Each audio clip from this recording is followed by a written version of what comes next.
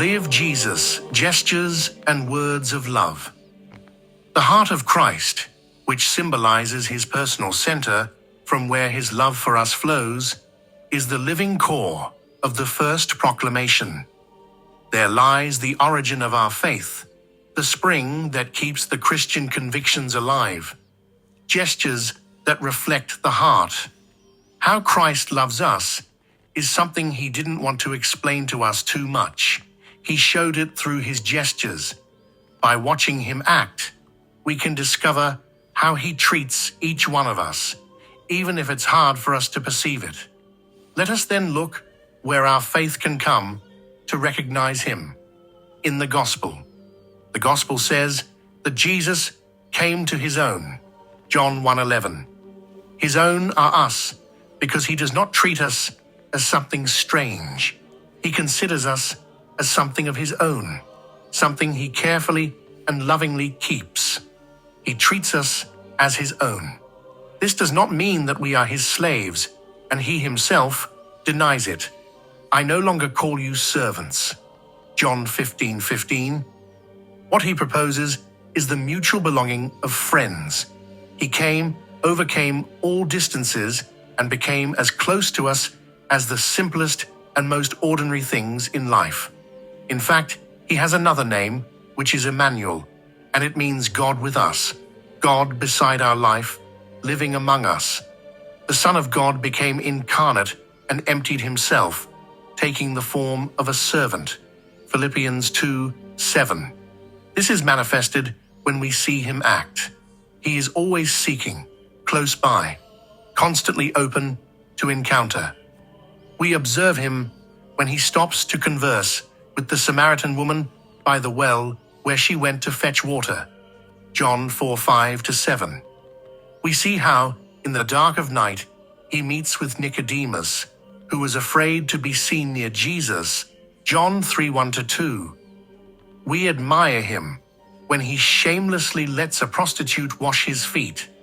Luke 7:36-50. When he says to the adulterous woman looking her in the eye, I do not condemn you. John 8:11. Or when he encounters the indifference of his disciples and tenderly asks the blind man on the road, what do you want me to do for you? Mark 10:51.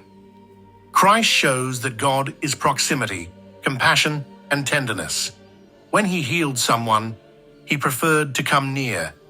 Jesus reached out his hand and touched him. Matthew 8:3. Touched her hand. Matthew 8:15. Touched their eyes. Matthew 9:29. He would even stop to heal the sick with his own saliva. Mark 7:33.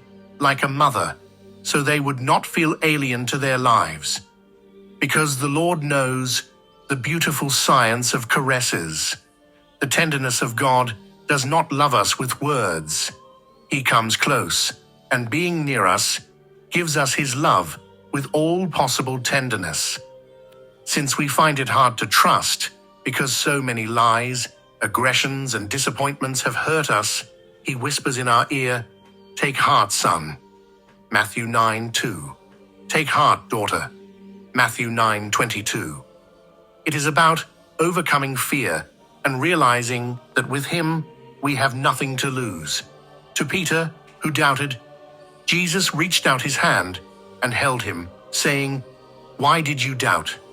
Matthew 14:31. Do not be afraid. Let him come near. Let him sit beside you.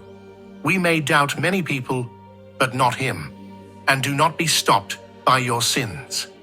Remember that many sinners sat down to eat with him. Matthew 9:10. And Jesus was not scandalized by any of them. The religious elites complained and labeled him a glutton and a drunkard, a friend of tax collectors and sinners. Matthew 11:19. When the Pharisees criticized his closeness to people considered lowly or sinful, Jesus said to them, I desire mercy, not sacrifice. Matthew 9:13.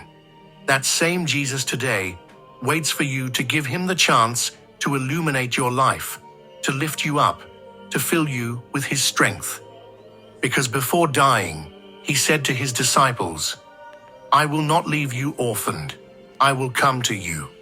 In a little while, the world will no longer see me, but you will see me."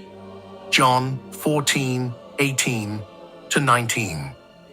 He always finds a way to manifest himself in your life so that you can meet him. God be blessed forever.